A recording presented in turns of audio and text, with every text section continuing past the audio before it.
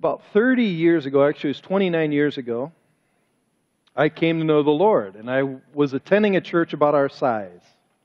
It's about 700 people at this church that I was attending.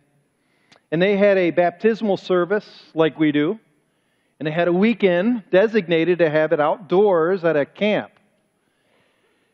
And like our baptismal services, the way they set it up is you give a testimony, you talk about what God has done in your life, and then you talk about what you hope God will do in the future.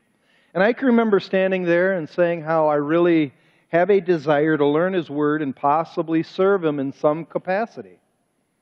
Well, after the service was over, everybody filed out, went home, and I'll never forget this guy came up, and his name was Larry Arnold. And I won't forget that name because he had two first names for his name, Larry Arnold. And Larry's a kind guy, shook my hand, had one of those, he was a hard-working man, and shook my hand really hard, looked me in the eye, and he said to me, whatever you need, let me know how I can help you. I really believe God has His hand in your life, and I want to do anything I can for you, so you let me know. In fact, would you like to come over to my house next week sometime, talk to my wife, we'll have you over for dinner, and just to get to know you a little bit better, and sure enough, I went a week later to his house. His address was, if you're from Cleveland, his address was in Shaker Heights.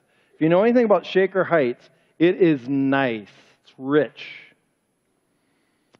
And as I drove up, he was living on about 100 acres of land, wooded lands with a lake, a pool, horse trails, just immaculately groomed. It was beautiful.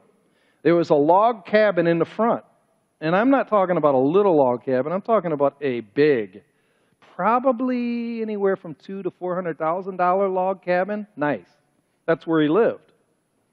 So I walked up and it was just beautiful. And I remember having dinner with him. And so the conversation led up to, I said, man, you're nice. Your place is nice. Wow, it's got to be expensive to live here. He goes, oh, I don't pay a dime. I said, what do you mean you don't pay a dime? And he had 4 kids, and the kids were out riding while we're talking there on horses. He said, well, I met this guy. He's a multimillionaire, and he said he needed somebody to be a caretaker of his estate. And he had a caretaker's house, which was the log cabin, and he had his own residence. He said, I'll take you up there later. And he did. He took me up there later, and it was like it's like a castle. It's a castle. And I said, now you said you don't have to pay for any of this? He goes, no, all I got to do, my job is just to take care of the place. And everything else I can do with whatever I want. I can fish in his lake, can swim in his pool, can ride his horses. I said, man, does he ever show up? He goes, no, he's so busy.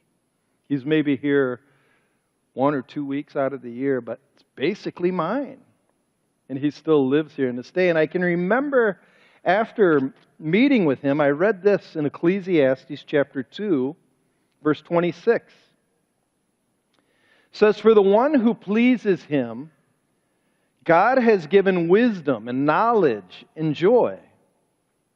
But to the sinner, He has given the business of gathering and collecting, only to give to one who pleases God. I remember thinking, that's exactly what's happening. And then another verse occurred to me. It's Matthew chapter 5, the Beatitudes, where Jesus says this. He said, blessed are the meek, for they will inherit the earth. Blessed are the meek. Blessed are those who are humble. Blessed are those who are kind, for they shall inherit the earth. Larry inherited all of that. He didn't own it, but he inherited it. It was his. And today we're going to study the real life story of the man who actually saw this promise come true. His name is Noah. And we're doing the third part of the flood. He literally inherited the earth. So if you can, we're going to begin in the book of Genesis, starting at the end of chapter 7 and reading halfway through 8. And the title of this is New Beginnings. And I'm also titling it, See, I Told You So. And the reason I'm titling it that is because I can imagine, after preaching for 100 years, that the earth is going to be flooded. I can hear people just saying, "No way, Noah, no way, no." And I can imagine Noah the first time the rain started falling. "See, I told you so. I told you. I told you so." God's promises are true. Starting in 724, and the waters prevailed on the earth 150 days. But God remembered Noah and all the beasts and all the livestock that were with him in the ark. And God made a wind blow over the earth, and the waters subsided. The fountains of the deep and the windows of the heaven were closed. The rain from the heavens was restrained, and the waters receded from the earth continually. At the end of 150 days, the waters had abated. And in the 7th month, on the 17th day of the month, the ark came to rest on the mountains of Ararat. And just a side note, in our Bible, it says the mountains are from Ararat. In the Muslim Bible, it doesn't say that. And that's one area of contradiction we have with the Bible. with the Quran. Verse 5, and the waters continued to abate until the 10th month. In the 10th month, on the first day of the month, the tops of the mountains were seen. At the end of the 40 days, Noah opened the window of the ark that he had made and sent forth a raven. It went to and fro until the waters were dried up from the earth. Then he sent forth a dove from him to see if the waters had subsided from the face of the ground, but the dove found no place to set her foot. And she returned to him to the ark, for the waters were still on the face of the whole earth. So he put out his hand and took her and brought her into the ark with him. He waited another 7 days, and again he sent forth the dove out of the ark. And the dove came back to him in the evening, and behold, in her mouth was a freshly plucked olive leaf. So Noah knew that the waters had subsided from the earth. Then he waited another 7 days and sent forth the dove, and she did not return to him anymore. In the 601st year, in the 1st month, the first day of the month, the waters were dried from off the earth. And Noah removed the covering of the ark and looked, and behold, the face of the ground was dry. In the 2nd month, on the 27th day of the month, the earth had dried out. Then God said to Noah, go out from the ark, you and your wife and your sons' wives with you. Bring out with you every living thing that is with you of all flesh, birds and animals, and every creeping thing that creeps on the earth, that they may swarm on the earth and be fruitful and multiply on the earth. So Noah went out, and his sons and his wife and his sons' wives with him. Every beast, every creeping thing, and every bird, everything that moves on the earth, went out by families from the ark. So that's where we're at in the flood story, part 3. And I'm going to make this argument today that I believe Noah is our example. He's a great example of what it means to be meek. Someone who's meek. Someone who, because they're meek, they inherit the whole earth. And I believe there are two very practical lessons we're going to learn from his life.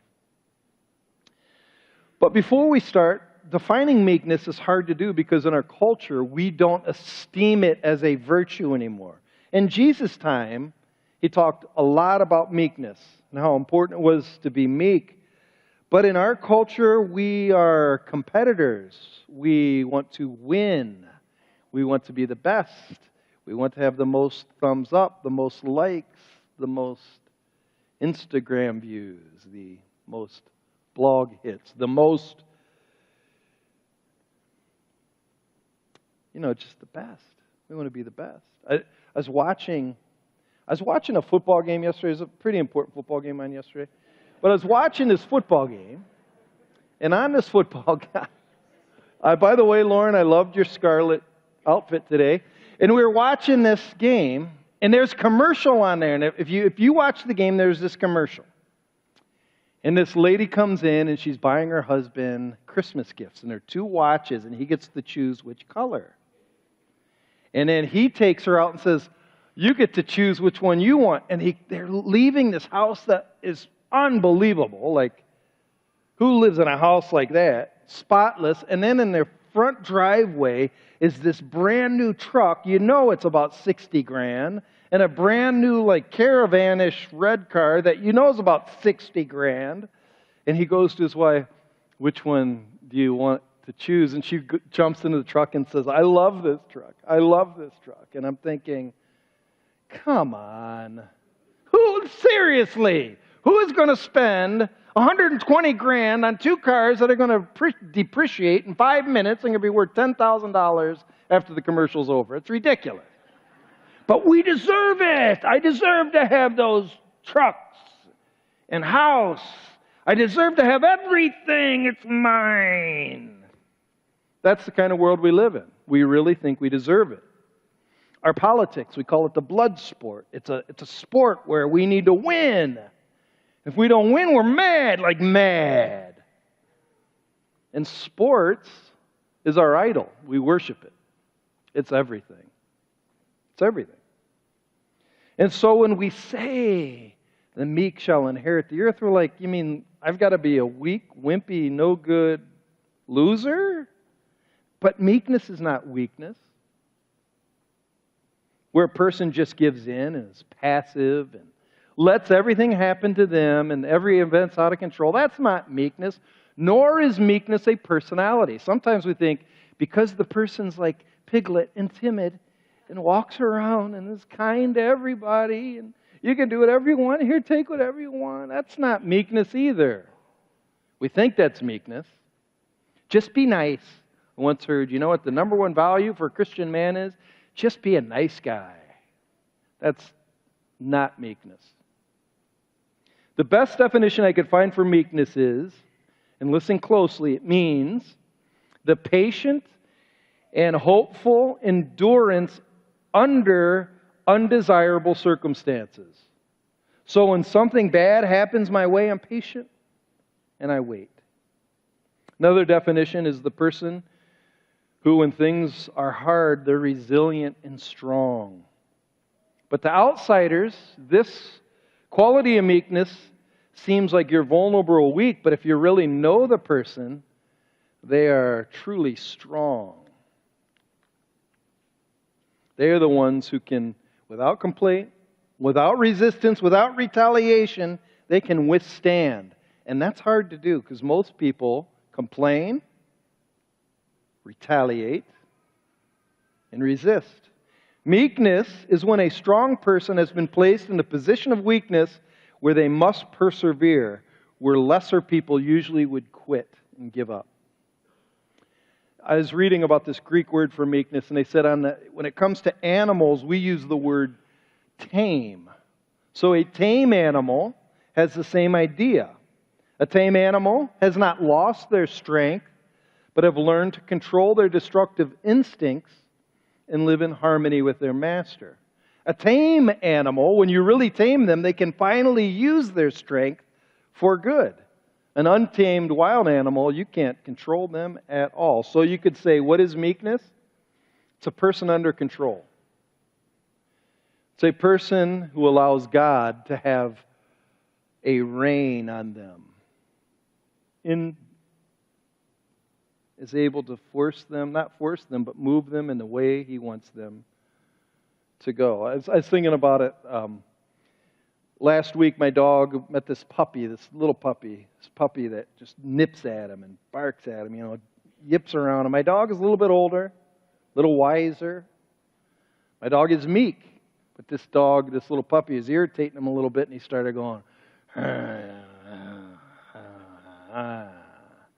We said, get that puppy away from him. I think it's making him mad, but that's meekness. It's not that you're not strong, but you put up with things, and you're okay. Question is, do you want to inherit the earth? You need to be weak? No, you need to be meek. Noah was meek. While everyone around him displayed uncontrollable violence and rioting, he remained righteous. And because Noah was righteous, he literally inherited the earth. He inherited the earth. Could you imagine after you let the animals out, you set your foot on the land, you breathe in the air that doesn't have animal dung for probably, you'll see, 300 days, and then you open your eyes, you probably Noah probably went like this, and everywhere he looked was his. That mountain is mine. That lake is mine. That tree is mine. It's mine. It's mine. That would have been incredible. Have you ever gone camping and you have terrible neighbors camping next to you at like a public camping place, and your neighbors are either drinking all night, and you can hear them in their tent because the tent is usually really flimsy, and they're laughing all night, and you're like, oh, I just wish they'd leave. And then the next day they have to leave. They're done. They're off their site, and they're gone, and nobody's on the site for a few days. It's like, oh, this is great, especially when they leave their wood and you can take it. Oh, it's great. That's just an ounce of what it must have been like to be Noah. This land is mine. And the reason it was his is because he was meek. We're going to learn two things about meekness, and ask yourself, are these true of me? Honestly, ask yourself, are these true of me? The first is this: the meek are patient. They're patient.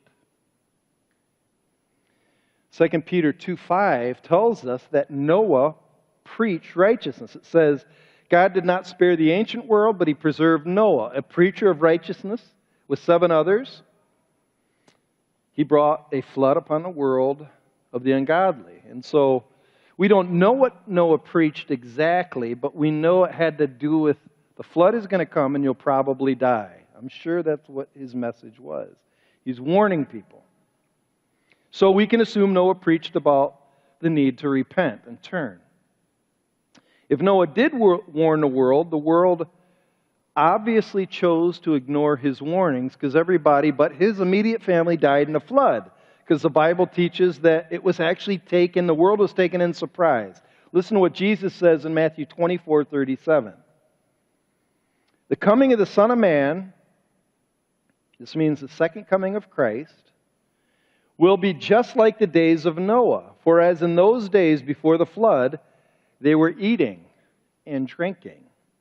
They were marrying and giving in marriage, until the day that Noah entered the ark, and they did not understand until the flood came and took them all away. So will be the coming of the Son of Man. But Jesus said, during Noah's time, people were living it up, man. They were eating, they were drinking, they were going to wedding parties, probably crashing weddings. They were having a great time. And Noah's warning them. He's warning them. In fact, he's a preacher of righteousness for 100 years. And they didn't listen because Jesus says they did not understand until the flood came. So it is reasonable to assume, very reasonable to assume, that Noah was constantly ridiculed. He probably felt like he was the odd man out. Not included in the right groups and clubs. Everyone was having a great time. Everybody gets to have a great time. But poor old Noah, he was stuck preaching and building. His hair probably always smelled like sawdust. And all he smelled was black tar that he put on the bottom of the boat and animal dung. All these animals kept coming in his backyard. What's wrong with that Noah guy? What's wrong with that guy? You want him around? No, I got a wedding to go to. But in his meekness, he trusted that God's word was true. I love this verse when it comes to trusting his promises. Habakkuk 2:3, listen to it. Though it lingers, meaning when God makes you a promise, though it seems like it's taken a long time, that's what lingers means. Though it lingers, wait for it, wait for it. It will certainly not delay. Let me ask you a question. Honestly, what promises are you waiting for that it doesn't seem like God has answered? I know some people have waited for a spouse or a boyfriend or something. It seems like God doesn't even care. I know some people who are in ill health, stuck in a hospital for a while. Like, does God hear my prayers for healing? What promises seem like forever for you? For me, it's the return of Christ. Like, I wonder, is he really coming back?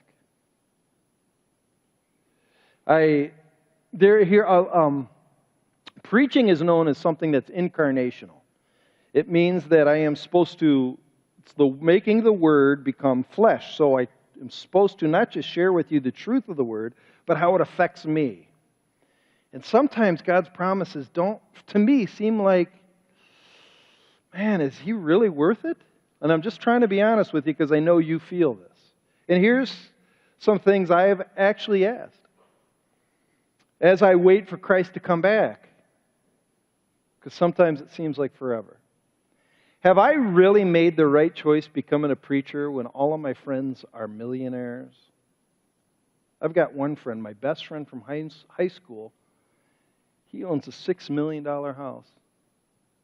They all went golfing. All these friends I had from high school, they all went golfing last month. They sent me this picture, and it's way in, Arizona. They've got money.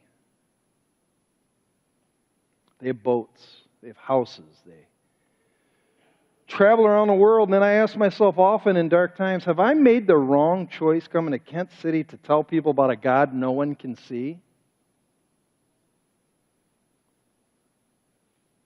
Will I really be rewarded for all those times I counseled people for free, met with the sick and dying at the hospital? You know, psychologists get about $100 an hour per appointment? Getting ripped off.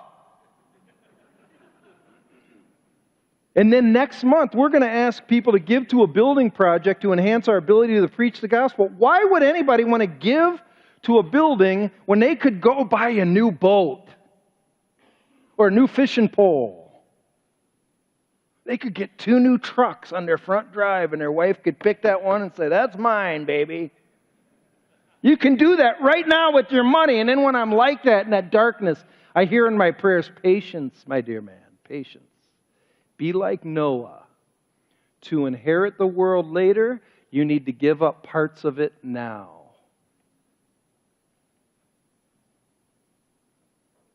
The meek inherit the earth. The part of the flood story, I remember the first time I read the flood story in the Bible,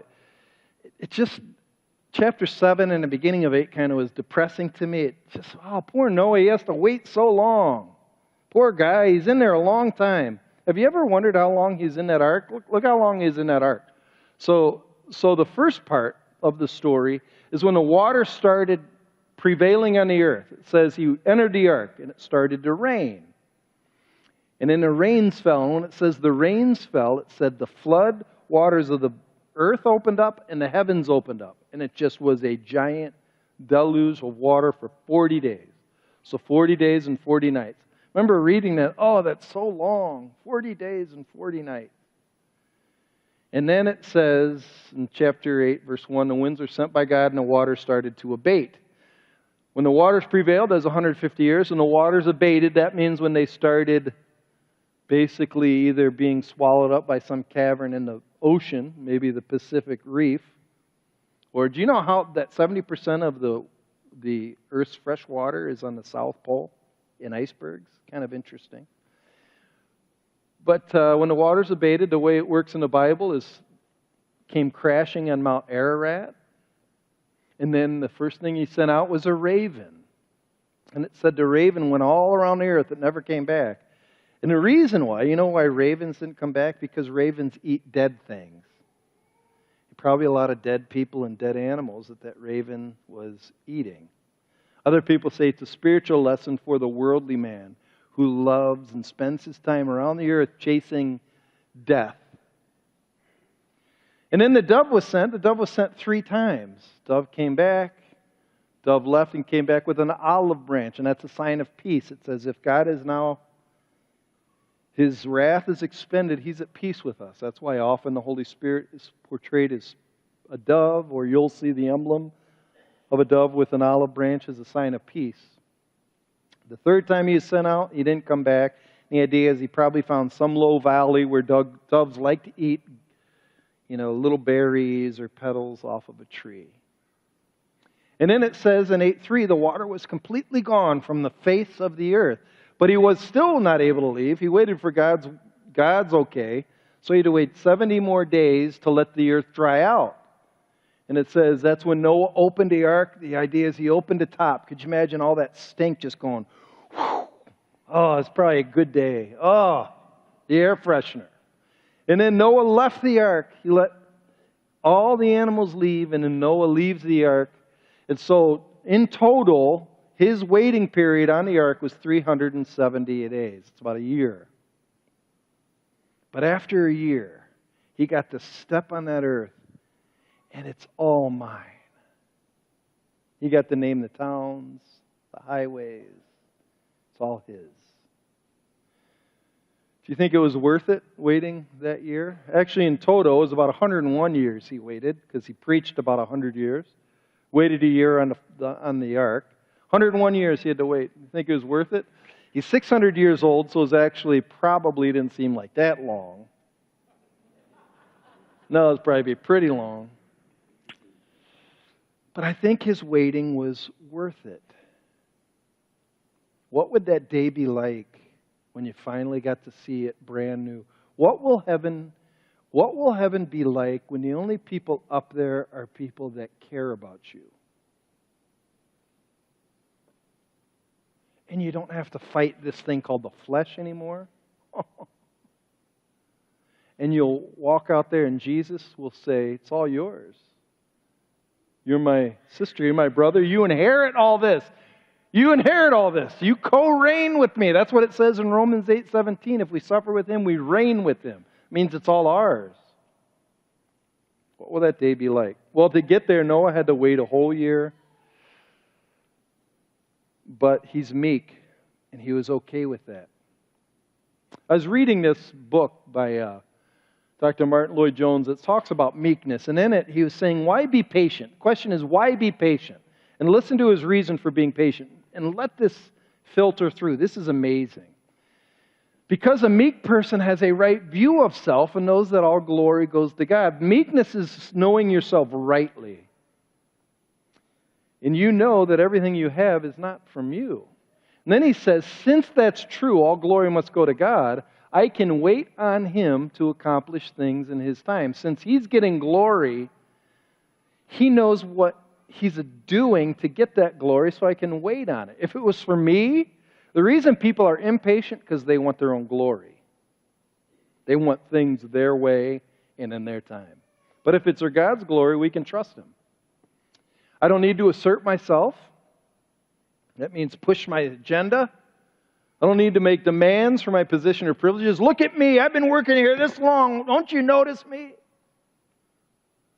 Life is through God and for him. It also means there will be a complete absence of the spirit of retaliation, which makes us long-suffering.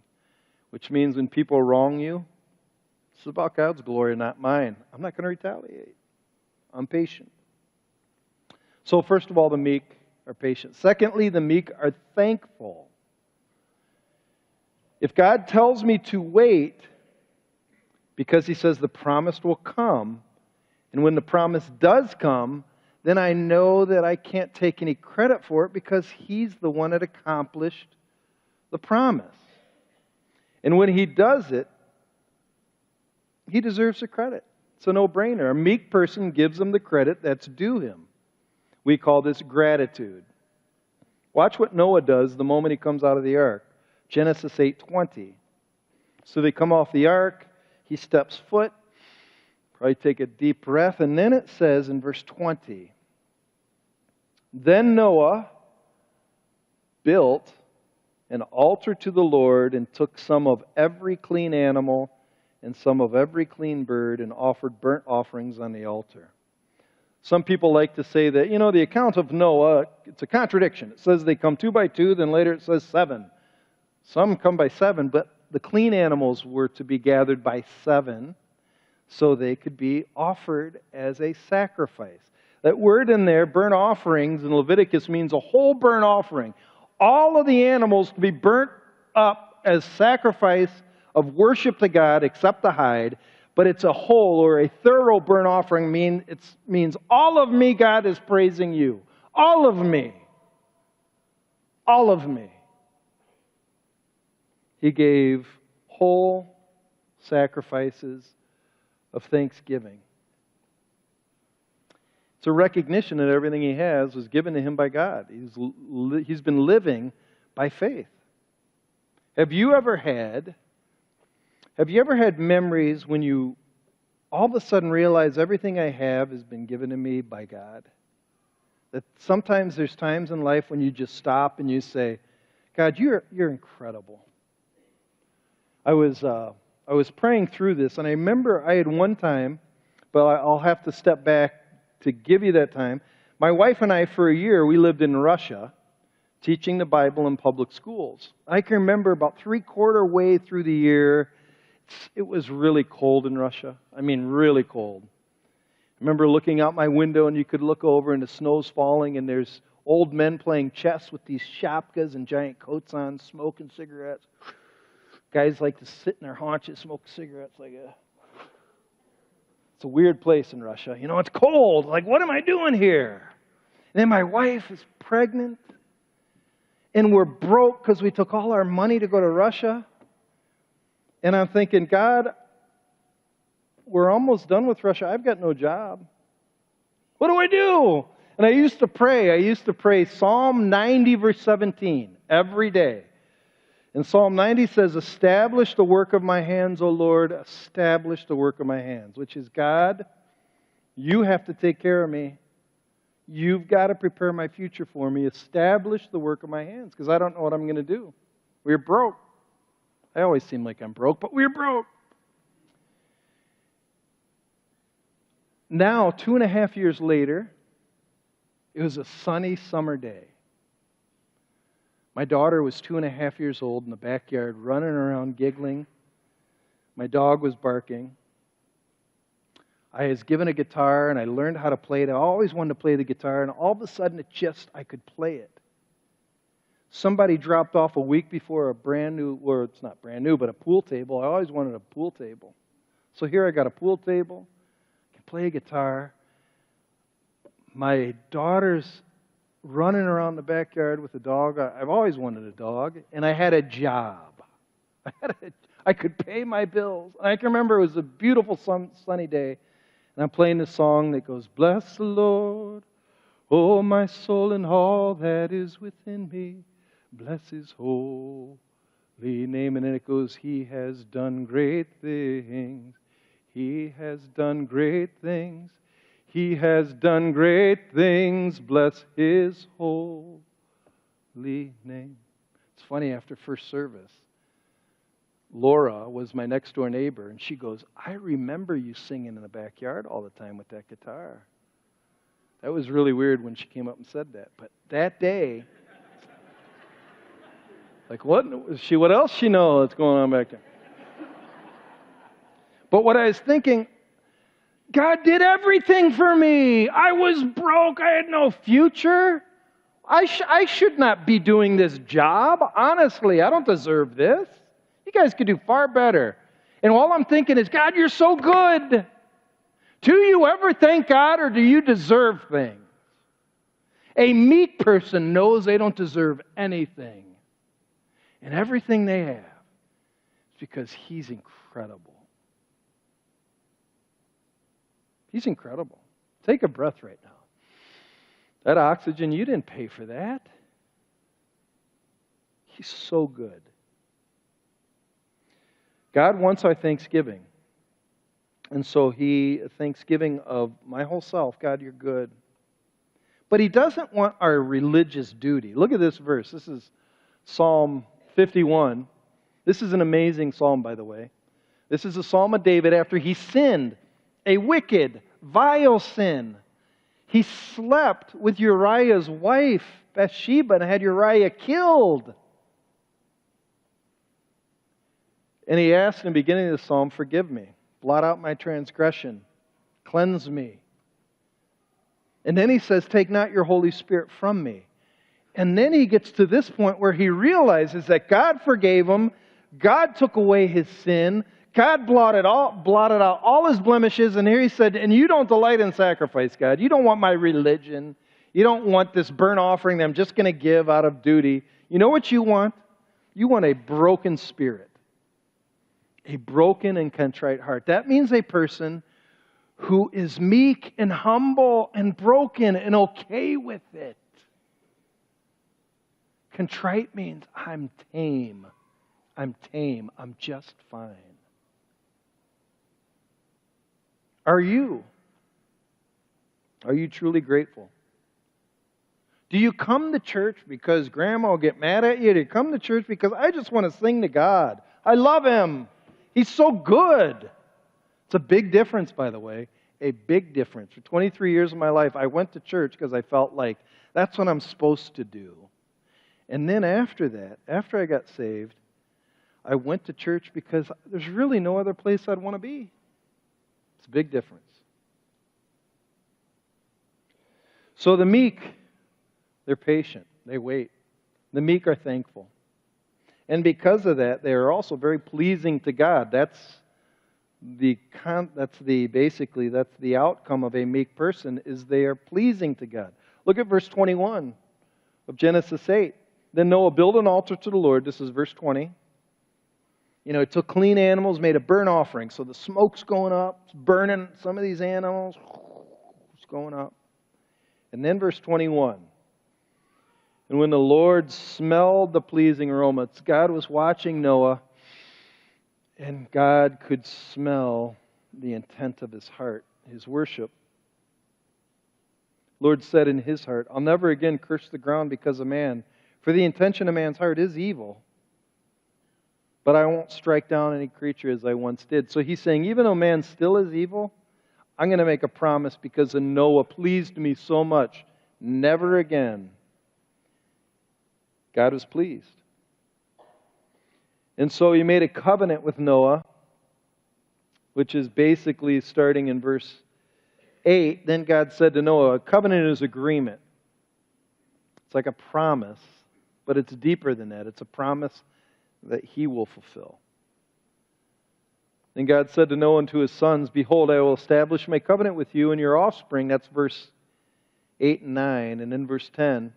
And with every living creature that's with you, the birds, the livestock, and every beast of the earth with you. As many as came out of the ark, it's for every beast of the earth. I establish my covenant with you that never again shall all flesh be cut off by the waters of the flood. And never again shall there be a flood to destroy the earth. And God said, this is the sign of the covenant that I make between me and you and every living creature that's with you. I've set my bow in the cloud, and it shall be a sign of the covenant. So he gave us the rainbow as a sign. So the meek are pleasing to God, and then go to the next one, and he gives a covenant. It's considered a royal grant. It means it's unconditional. It's from him, and he will bestow perpetual favor upon a loyal servant. God will do it. And so you can say it like this, because if God promises it, he will do it. He will do it. One of my favorite promises that's still in effect, this covenant that's still in effect, is the covenant that if you accept the Son, if you believe on the Son, according to John 5:24, you have passed from death to life. You will not perish. If you believe in the Son, who is the ark that we hide in God's coming wrath, if you believe that he actually died and rose again, he gives you an unconditional royal promise, which is you will never perish. You'll never perish. It's incredible. That's why Philippians 1:7 says, he who begins a good work in you will be faithful to complete it until the day of Christ Jesus. He'll do it. And you know who he does it for? The meek. The meek shall inherit the earth. Are you meek? I was reading again in that book, and here's just a quick 3 checklists, and watch how this works. This is incredible. Meek people are finished with worrying about themselves and what other people say, because they're done with all that. If this is about God and him, I don't worry about myself anymore. Meek people no longer need to protect their reputation or demand respect. There's nothing worth defending. I'm contrite. I'm broken. David was forgiven from a heinous sin. So were you. Stop defending yourself. Stop it. Meek people are amazed that God and man can think of him as well as they do and treat him as well as they do. Like, we should be shocked when people are wow, thank you. It's nice of you. But here's the beautiful thing. If you truly are meek, a person like this already has inherited the earth. Because I don't need anything. I'm fine. I'm fine. Everything's mine, and I'm pleased with just the way I am. You don't need things anymore. A heart like that's incredible. Very few people reach it. But if you are truly meek, truly humble, and you're here for God, the rest is gravy. This day is a gift. A final story, when I went to Moody, that's seminary, again, like I told you, I was broke. I'm always broke. Like I said, I'm always broke. And I really needed some money for room and board. I could pay tuition, but I didn't have much money for room and board. And I was working at this church as an associate pastor, and this is a church in downtown Chicago, and this couple came up to me before the semester started, and they said, hey, we just got a new job in Colorado Springs, Colorado, and we need to move this next week, and we haven't sold our house, and it's not in the best neighborhood. Would you mind living in it, make it lived in so nobody will rob it, and kind of take care of it for a while? And it's only about 1.5 miles from Moody, so do you mind living in it? And they said, and by the way, it's got about 3 months of food that you can have. It's all yours. I said, how big is the house? Is it a small little apartment? No, it's about an $800,000 townhouse in Evanston, Illinois. It's really kind of nice. So I go there, kind of nice. This place is amazing. They had 3 months of food, and I got, there's my room and there's my board, taken care of. I lived in there a year. I took about a semester off to work, pay off some debt. And in the meantime, they found this guy that worked downtown Chicago to take over living in this house. They still haven't sold the house. And they got this single salesman that worked in Chicago. And when I lived in there, I made sure when I left during the day, it didn't look like I lived in it. Then when I came in, I would just sleep in this little side room. When this guy took over, he slept in the master bedroom, would have parties, throw his clothes all over the place. The realtor would get ticked. He'd make stains all over the carpet. And so they called me a little early in December, and they said, are you coming back next semester? Because we would really like you to live in that house again. This guy's trashing it. I said, sure. It's another whole free semester of room. I came back, and he did. He trashed this place. I had to clean it up. He'd left a few of his ties, some real nice ties. I kept a couple, still have them. Really nice. But I didn't ask for this. I needed it, like I needed it in a bad way, but God knew I needed it, and God knew I was trustworthy. God knows who He can trust. This is His world. If He can trust you, don't worry. You will inherit it. But can He trust you? Are you meek? That's the question.